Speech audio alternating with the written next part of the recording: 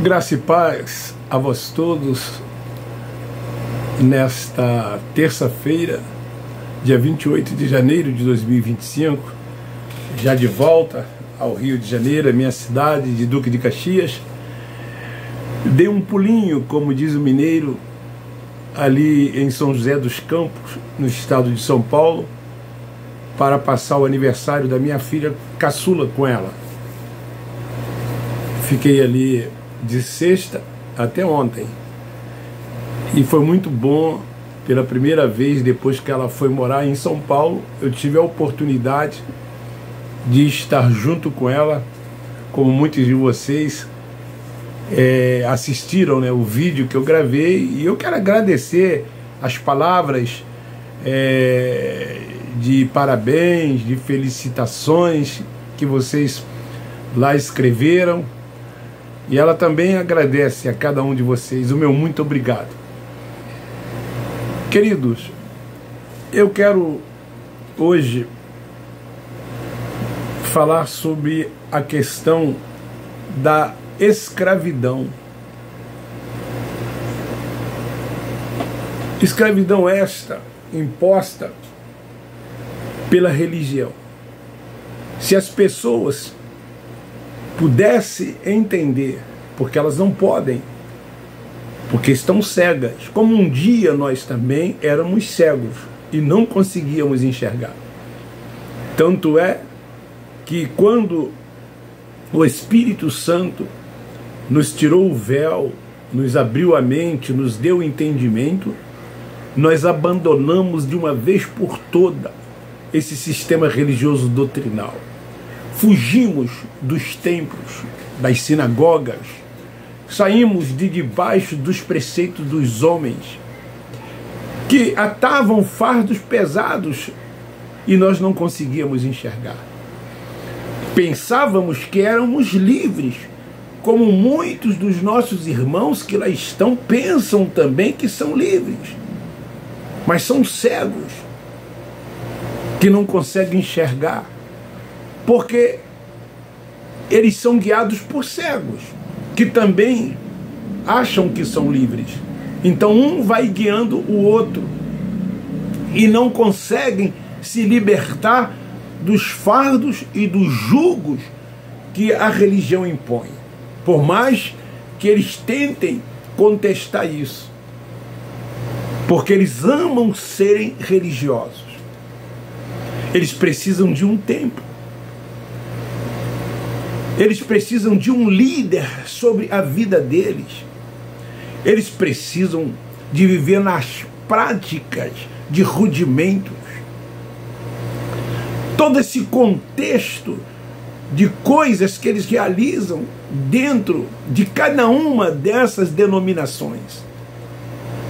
Seja lá o nome que deram a cada uma delas.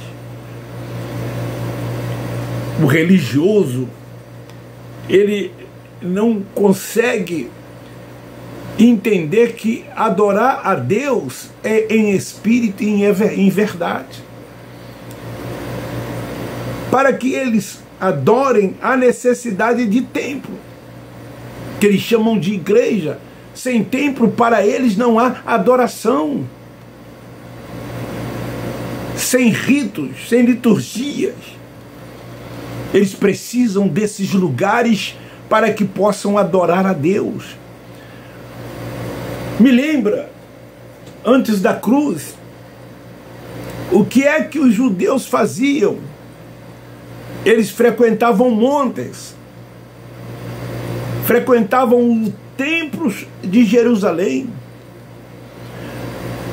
A mulher samaritana, quando encontra com Jesus, o que ela disse para ele? Os nossos pais disseram que é no monte que se adora, mas os judeus dizem que é no templo em Jerusalém.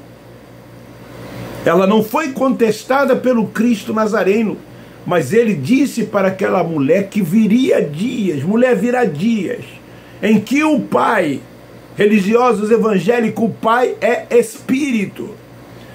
Ele não nos vê na carne, ele nos vê no Espírito, porque ele é Espírito, e é Pai dos espíritos. Então Jesus disse em que o Pai será adorado em espírito e em verdade. Antes sim, era no templo de Jerusalém, nos montes, quando os judeus, que eram chamados de povo de Deus, saiu do Egito. Eles durante 40 anos peregrinaram pelo deserto. E havia o tabernáculo móvel, aonde se adorava, aonde havia a manifestação da glória de Deus.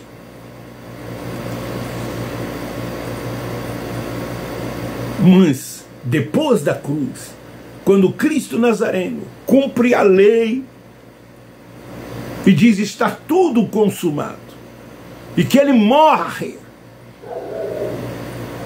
as conquistas passaram a ser espirituais, elas se deram na cruz. Agora é por fé, não é mais por obra. E enquanto isto, os nossos irmãos continuam buscando a Deus por meio de obras para tentarem alcançar o quê? Justiça. Quando fomos justificados pela fé, nós tomamos posse porque cremos em tudo quanto Ele fez, sem a necessidade de fazer o que o Cristo Nazareno fez.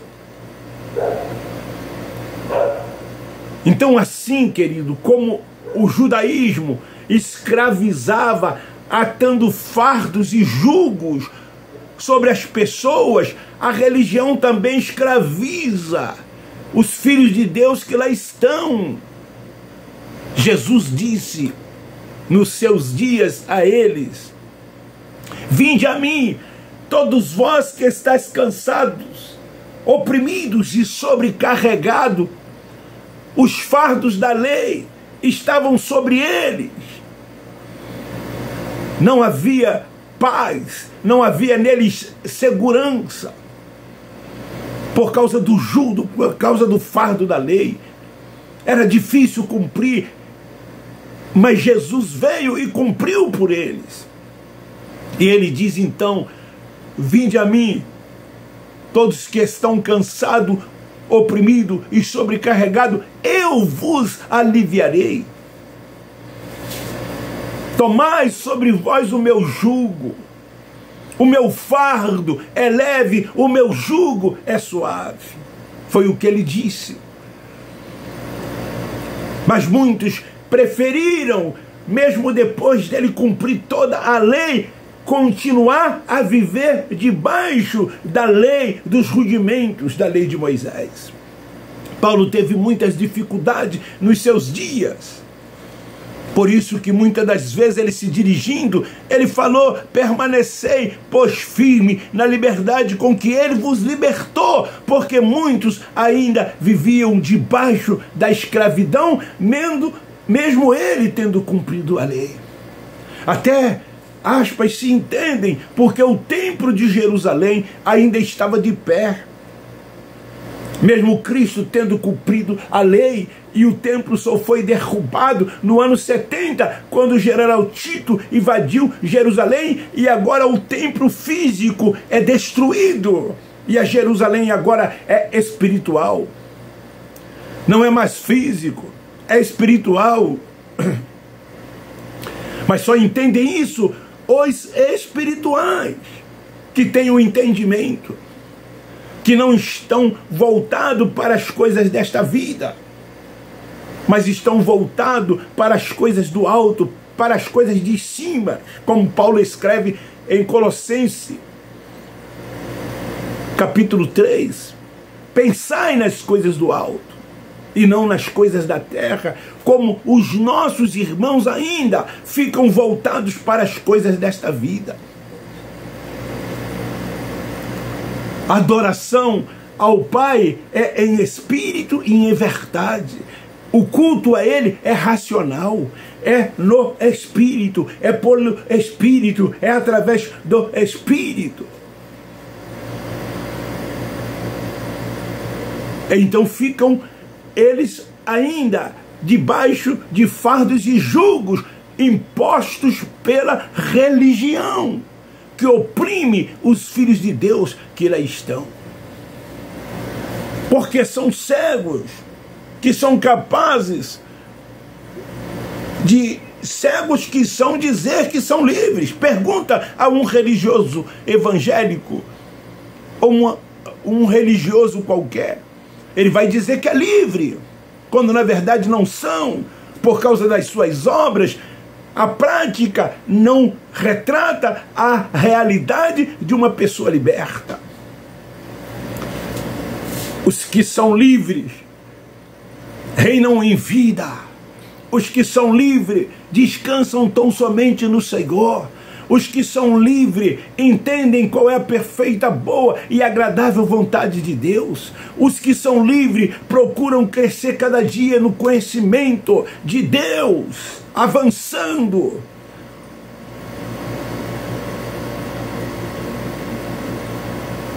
E descansam tão somente nele. Então esta é a palavra que eu quis trazer para cada um de nós nesta noite. Alimento sólido. Esta é a palavra da verdade, a sã doutrina. Não esses preceitos, esses achismos que existem dentro desses lugares. É sempre as mesmas coisas. Eles leem esta palavra como se tudo quanto está aqui fosse para todos nós. E tem que se fazer isso, segundo eles, tem que se fazer aquilo, segundo eles, porque está escrito. Não entendem ele como nós entendemos que tudo quanto está aqui já se cumpriu. A Bíblia não é mais um livro profético, é um livro histórico. Eles nos chamam de herege quando afirmamos isto, porque eles querem que tudo quanto ainda está aqui se cumpra.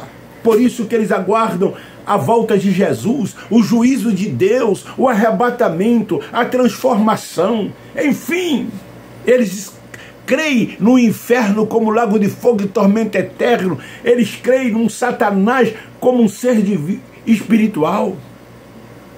Porque são cegos, debaixo de fardos e julgos da lei.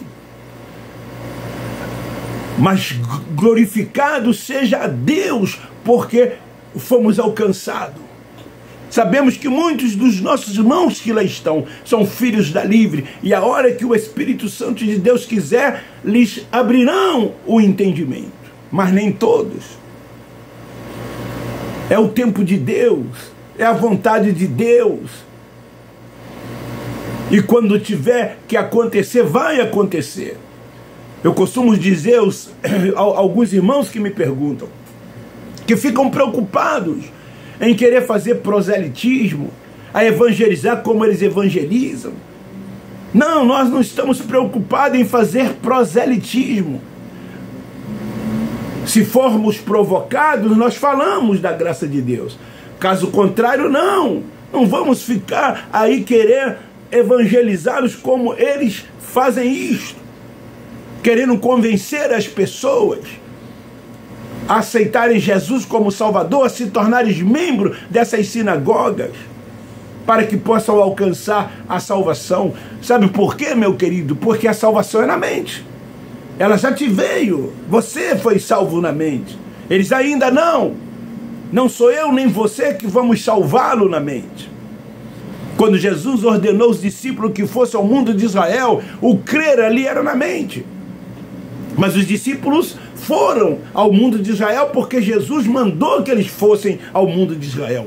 Porque tinha uma grande tribulação que estava por vir. O juízo de Deus estava por vir. Não há mais grande tribulação para vir. Não há mais juízo de Deus para vir. Deu para você captar? Todos quantos morrerem, o espírito volta para Deus. O corpo, a matéria volta ao inferno, à sepultura. E de lá desaparece, de lá nunca mais sobe. Então não fica preocupado. Porque eles se preocupam, porque a salvação para eles é na carne, é no corpo. É através disso aqui que nós estamos vendo. Quando nós sabemos, como espirituais que somos, que nós não somos isto que vemos e nem isto que dizem que somos. Nós somos um espírito revestido de carne. E o nosso espírito veio de Deus, Eclesiastes 12:7, e voltará para Deus, assim como os deles, só que eles não têm o entendimento, e por não ter o entendimento, sendo cego como são, eles ficam aí, buscando autojustiça, querendo se salvar. Então, esta é a palavra, assim como os judeus, o judaísmo escravizava, e atavam fardos e jugos, a religião também escraviza. Eles são tão cegos que são capazes de dizer que são livres.